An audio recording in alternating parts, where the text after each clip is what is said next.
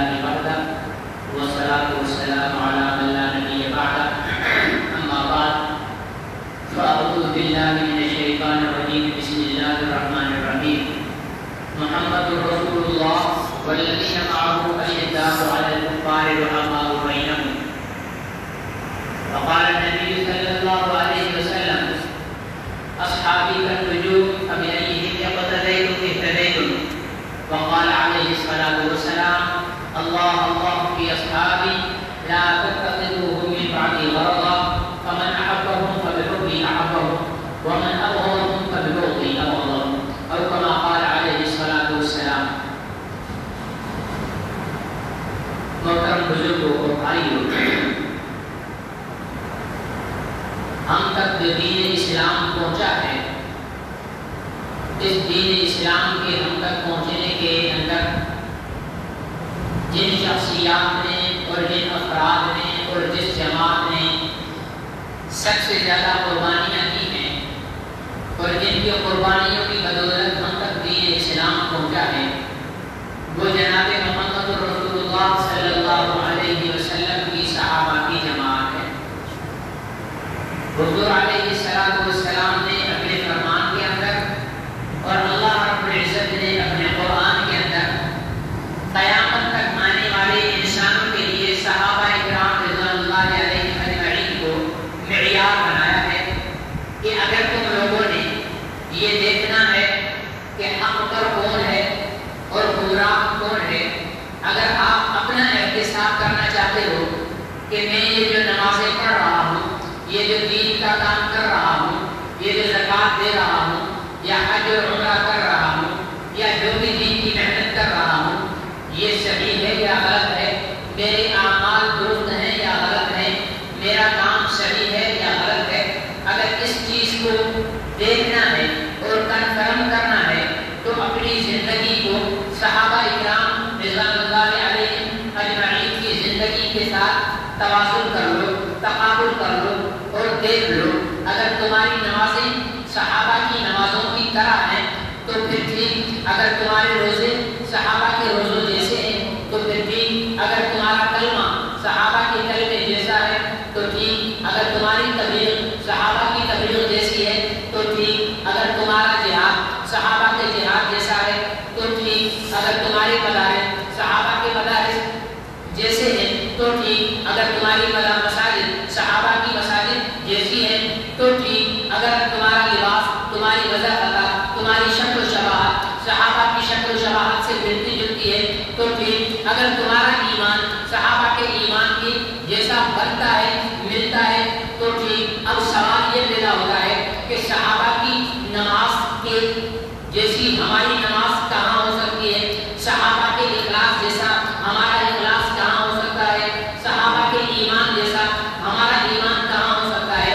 تو یہ ٹھیک ہے کہ ہر ایک کے ایمان کا معیار الگ الگ ہے. صحابہ کا ایمان بہت بلند اور بڑھتا ہے، اس کے ایمان کو ہم پہنچ نہیں سکتے، اس لیے اللہ نے یہ نہیں فرمایا اور محمد رسول اللہ صلی اللہ علیہ وسلم نے یہ ارشاد نہیں فرمایا کہ تم صحابہ کے ایمان کی جیسا بالکل ایمان بنا لو، بلکہ اس کی مشابہت اختیار کرو. دیکھیں، یہاں سے مجھے سفر کرنا ہے، کراچی جانا ہے، تو سفر کرنے کے بہت سارے راستے ہیں.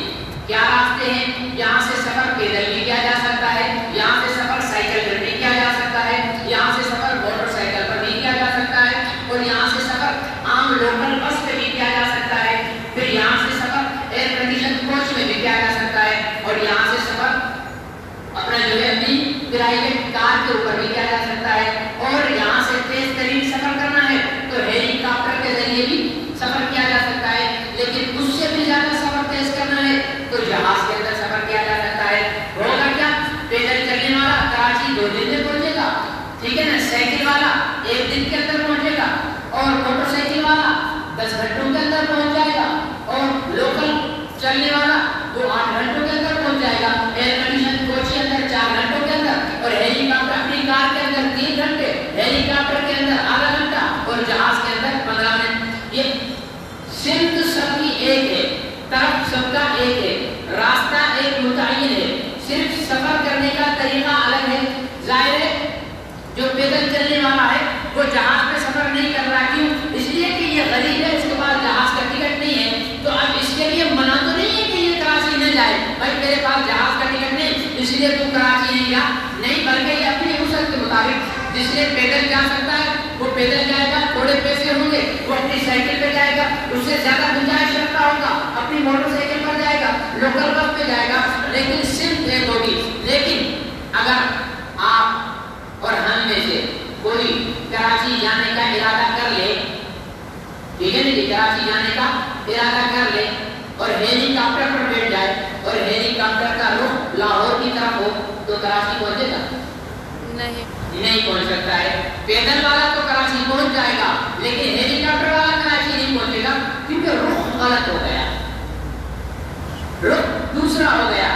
رخ اس ایک سمت ہونا، منزل کی سمت ہونا ضروری ہے۔ اللہ تعالیٰ نے ایمان والوں کی منزل جنت رکھی ہے، اب صحابہ کرام کا ایمان اتنا معیاری تھا کہ وہ جہاز سے اور بجلی کی پھونکنے سے بھی زیادہ تیزی کے ساتھ جنت کی منزل کی طرف روانہ ہو گئے۔ اب اللہ نے فرمایا کہ جس راستے سے میرے نبی کے صحابہ آئے ہیں وہ راستہ اپناؤ، اس پیڑھ تمہاری کتنی بھی سنو ہو، تم اپنی طاقت اور کمزوری کے بل بوتے پر جس قدر سفر کر سکتے ہو کرو۔ یہ تو ہو سکتا ہے کہ دیر سے پہنچو گے لیکن پہنچو گے منزل کی طرف، اگر صرف غلط ہوگی تو کتنی بھی رفتار سے جاؤ منزل پر نہیں پہنچو گے۔ اس لیے اللہ تعالیٰ نے صحابہ کرام کو ہمارے لیے جو معیار بنایا ہے وہ صرف کے لیے بنایا ہے کہ جس صرف صحابہ کا سفر تھا، جس طرف صحابہ کا سفر تھا وہ صرف اختیار کر لو، وہ رستہ اختیار کر لو، ان کے نقش قدم پر چلو، منزل آخر تم پا ہی لو گے۔ اور پھر یہ بھی نہیں ہے کہ سب صحابہ کی اتباع کرو، نہیں، کیونکہ سب کی اتباع کرنا کسی کے بس میں نہیں ہے۔ 1,00,000 صحابہ کرام ہیں، اب ایک آدمی کس کس صحابی کی تابعداری کرے؟ تو حضور علیہ السلام نے فرمایا اصحابی کا نجوم فبأیہم اقتدیتم اہتدیتم، میری امت ایک بات یاد رکھو کہ میرے صحابہ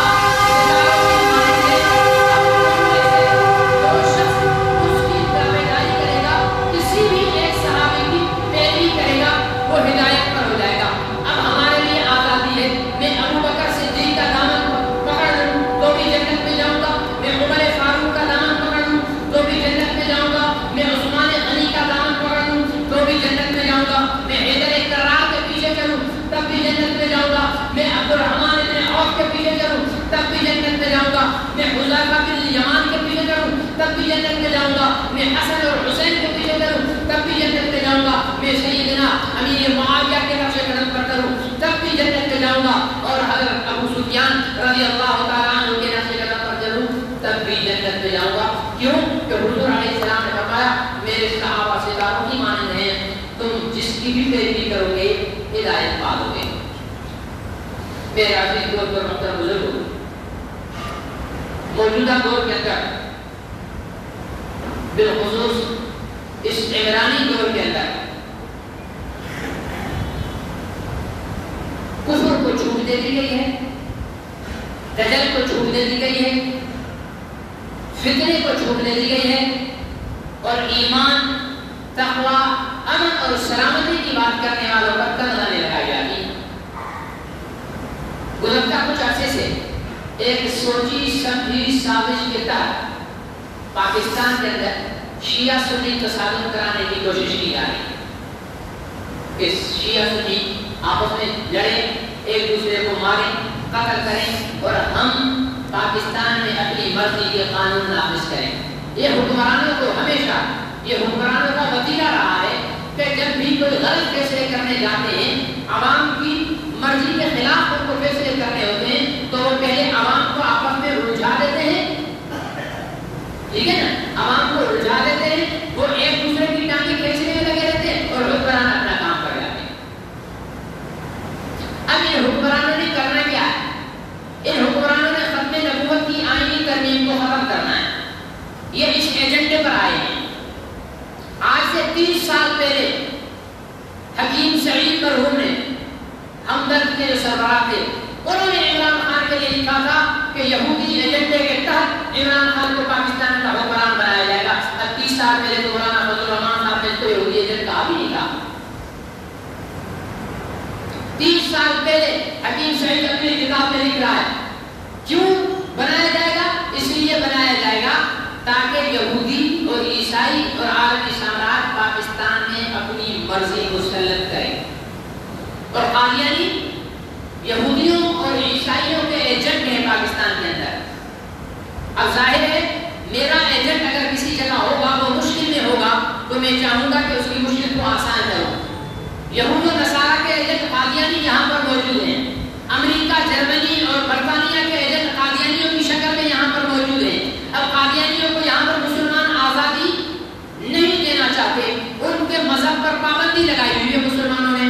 تو اب ضروری ہو گیا ہے کہ کوئی ایسا حکمران لایا جائے جو قادیانیوں سے پابندیاں ختم کر دے اور قادیانیوں کو جو مرحوم ذوالفقار علی بھٹو شہید رحمۃ اللہ علیہ کے دور میں کافر قرار دیا گیا ہے اس آئین کو ختم کر دیا جائے اور پاکستان کی مساجد کو پابند کر دیا جائے.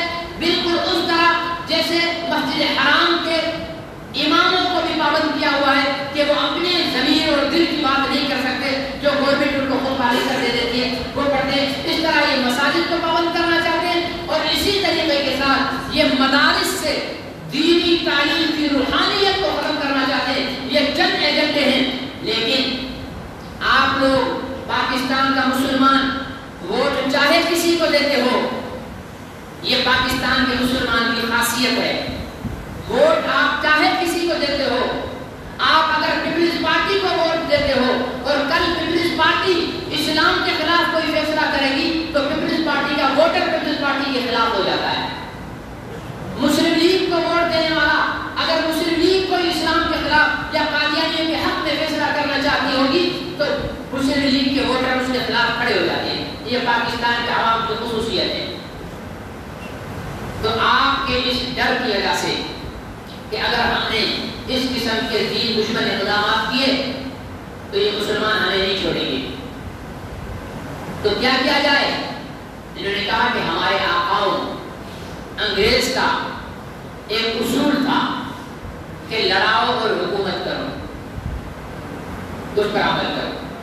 چنانچہ انہوں نے ایک مکتب فکر کے چند لوگ، کیونکہ بدماش ہر طبقے میں ہوتے ہیں، بدماش ہر طبقے میں ہوتے ہیں. میں یہ نہیں کہتا کہ دیوبندی سب شریک ہے، دیوبندیوں میں بھی بدماش ہوں گے، بریلویوں میں بھی ہوں گے، حدیثوں میں بھی ہوں گے، شیعوں میں بھی ہیں.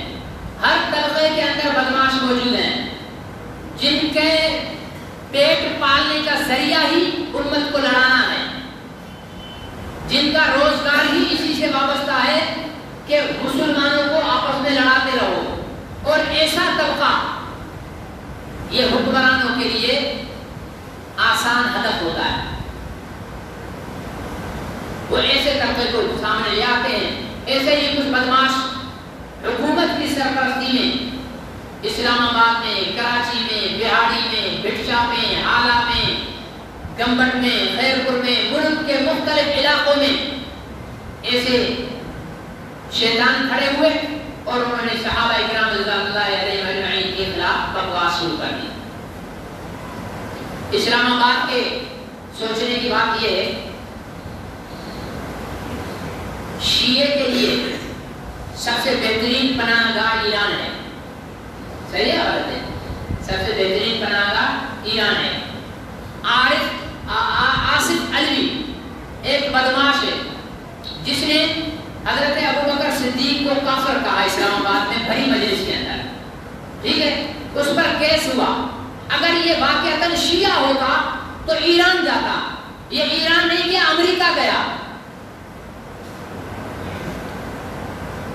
کوئی کتا ہو، جب کتے کو پتھر مارو گے تو وہ کہاں بھاگے گا؟ اپنے مالک کی طرف. کہاں بھاگے گا؟ اپنے مالک کی طرف. اب جب اس کتے کے خلاف FIR درج ہوئی تو یہ ایران نہیں بھاگا، یہ امریکہ بھاگا. اس کا امریکہ جانا بتاتا ہے کہ اس کا مالک امریکہ ہے اور اس کا شیعہ سے بھی واسطہ نہیں ہے. یہ ایسے چند بدماش لوگ ہیں جو ملک میں شیعہ سنی فساد کرانے کے لیے اصحاب محمد علیہ رضوان پر بکواس کرتے ہیں. پھر ایک بدماش کراچی میں جلوس کے اندر جو ہے وہ حضرت امیر معاویہ اور حضرت ابو سفیان، یہ دونوں نبی کے صحابی ہیں. کیا ہیں؟ حضرت امیر معاویہ کی ہمشیرہ نبی پاک صلی اللہ علیہ وسلم کی زوجہ ہیں. کیا ہیں؟ زوجہ ہیں. تو ابو سفیان امیر معاویہ کے والد ہیں، تو نبی کے کیا ہوئے؟ سسر ہوئے. نبی کے سسر ہیں. انہوں نے اپنی بیٹی حضور علیہ السلام کو دی ہوئی ہے اور کلمہ پڑھا ہے، ایمان لائے ہیں، لیکن اس بدماش نے بھرے مجلس کے اندر حضرت امیر معاویہ اور حضرت ابو سفیان کا لعنت کی. بہاڑی کے اندر بھٹشا، آلہ، سکرن، خیرپور، گمبٹ، سکھر، پنجاب کے بہت سارے علاقوں کے اندر اس قسم کی صاحب ہم جانتے ہیں. حکمران نوٹ کر لیں، حکمران نوٹ کر لیں کہ جب تک ہم جیسے علماء کے خادم موجود ہیں اس امت کو لڑنے نہیں دیں گے. تم کتنی بھی سازشیں کر لو. مولانا فضل الرحمان کے پیچھے بھی پڑے ہوئے ہیں ابھی، اس لیے کہ مولانا فضل الرحمان صاحب نے کی سازش پر پانی پھیر دیا، نہیں پڑھنے دیا، آگے بات رخ پھیر دیا. رخ چل رہا تھا شیعہ سنی تصادم کی طرف، پھیر دیا. ظاہر ہے کہ میرے مشن کے اندر جو رکاوٹ ہوگا پہلے رکاوٹ کو دور کروں گا نا. اب اس رکاوٹ کو دور کرنا چاہتے ہیں، لیکن انشاءاللہ یہ رکاوٹ بڑی مضبوط ہے، یہ دور نہیں ہونے والی ہے. یہ ان کا خواب و خیال ہے کہ یہ مولانا فضل الرحمان نہ تو نواز شریف ہے نہ زرداری ہے. ٹھیک ہے نا جی؟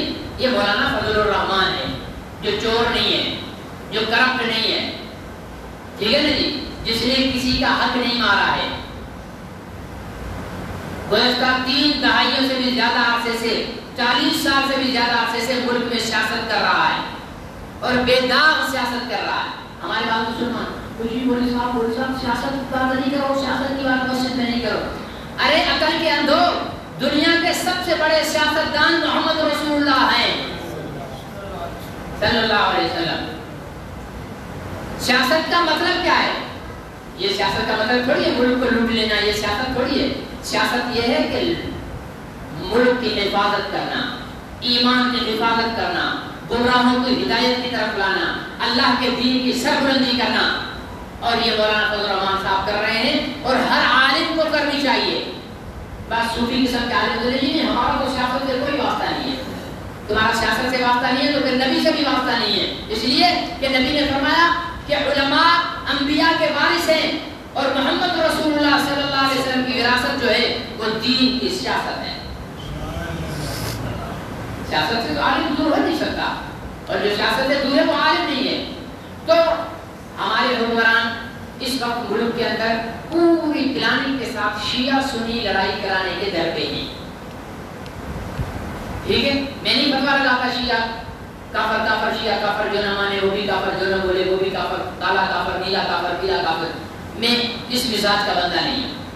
لیکن جس بدماش نے ابو بکر کو کافر کہا ہے وہ پکا کافر بولو نہیں ہے. جس نے ابو بکر کو کافر کہا ہے وہ، جس نے ابو سفیان اور امیر معاویہ پر لعنت کی ہے وہ، جس نے حضرت عائشہ پر تہمت لگانے کی کوشش کی ہو وہ، جو قرآن کے 30 پاروں کا قائل نہ ہو وہ، جو علی کو خدا مانے وہ، جو کہے کہ جبرائیل کو علی پر وحی لانے کی غلطی سے محمد عربی پر آ گیا، ابو جبرائیل سے مسٹیک ہو گئی، یہ نظریہ رکھنے والا کافر ہے. کوئی بھی ہو، میں ہوں یا آپ ہو، کسی فرقے کے ساتھ میں اس کو وابستہ رکھی نہیں کرتا. میرے پاس ایسے بھی بہت سارے شیعہ ہیں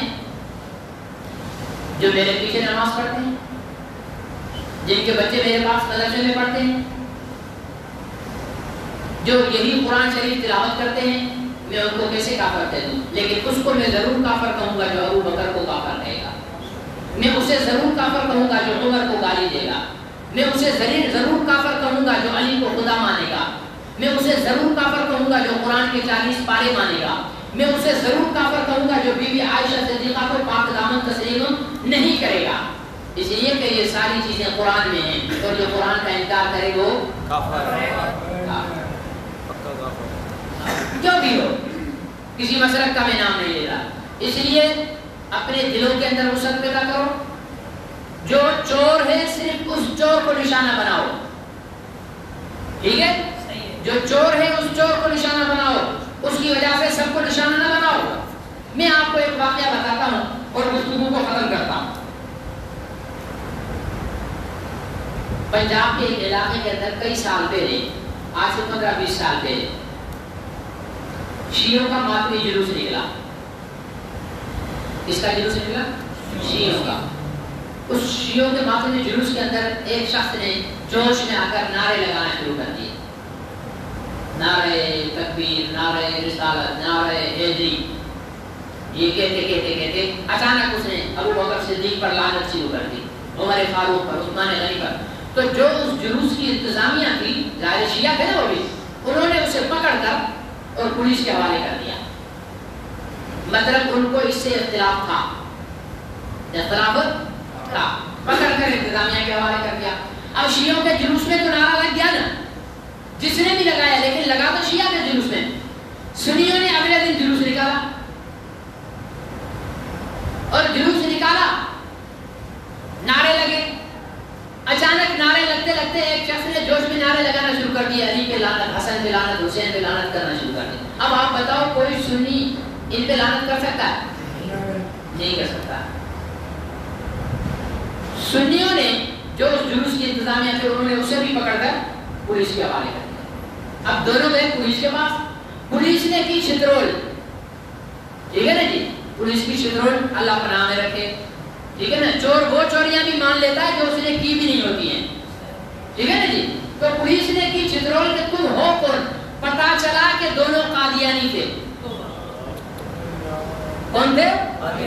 اب دیکھو نا، یہ قادیانی ایسا حرام زادہ ٹولہ ہے کہ اس کی کوئی پہچان نہیں ہے۔ بریلوی کو پہچان لوگے ہری ٹوپی ہوگی یا ہرا پگڑی ہوگی، دیوبندی کو پہچان لوگے سفید پگڑی پہنی ہوئی ہوگی، اہل حدیث کو پہچان لوگے ہاتھ ادھر باندھ کر کھڑا ہوگا، شیعہ کو پہچان لوگے کڑا پہنا ہوا ہوگا یا علی مدد کرے گا، ہے یا نہیں ہے؟ لیکن اس حرام زادے قادیانی کو نہیں پہچان سکتے ہو۔ یہ شیعہ بھی بن جائے گا، سنی بھی بن جائے گا، سنی بن کر اہل بیت کو گالیاں دے گا، شیعہ بن کر اصحاب محمد کو گالیاں دے گا، اور لڑیں گے شیعہ اور سنی آپس میں، یہ بیچ سے نکل جائے گا۔ اس لیے ہم چاہتے ہیں کہ ان سازشوں کو ناکام بنانے میں آپ کردار ادا کرو، اپنے اندر صبر، تحمل، برداشت۔ صرف اس چور کو پکڑو جس نے چوری کی ہے، صرف اس بدماش کو پکڑو جس نے بدماشی کی ہے۔ ہمارا مجرم وہی ہے۔ اب تو کھلی بات ہو گئی ہے، خود شیعہ قیادت کے بہت سارے شیعہ ذاکرین نے اعلان سوشل میڈیا پر ان لوگوں کی مذمت کی ہے کہ یہ بدماش لوگ ہیں جنہوں نے اس طریقے کے ساتھ شیعہ سنی فسادات کرانے کی سازش کی ہے۔ یہی بات مولانا فضل الرحمان صاحب نے کہی ہے 1 مہینہ پہلے۔ آج وہی بات شیعہ کے جو مکتب فکر کے لوگ ہیں وہ بھی کہہ رہے ہیں۔ مطلب یہ ہوا کہ یہ شیعہ سنی فساد کرا کے ملک کو توڑنا چاہتے ہیں، ملک کو کمزور کرنا چاہتے ہیں، ملک سے اسلامی تشخص ختم کرنا چاہتے ہیں۔ لیکن ہمیں اور آپ کو بیدار رہنا اور بیدار رہ کر ان کی سازش کو ناکام کرنا ہے، ملک کی بھی حفاظت کرنی ہے، ملک کے اسلامی تشخص کی بھی حفاظت کرنی ہے۔ اللہ مجھے اور آپ کو مدد کرے۔